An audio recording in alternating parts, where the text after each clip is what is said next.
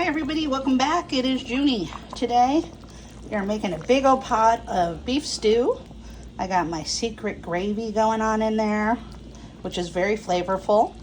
I got pearl onions. I've got garlic, carrots, onions, celery, beef, and then I've got some beef stock in there with a little bit of flour.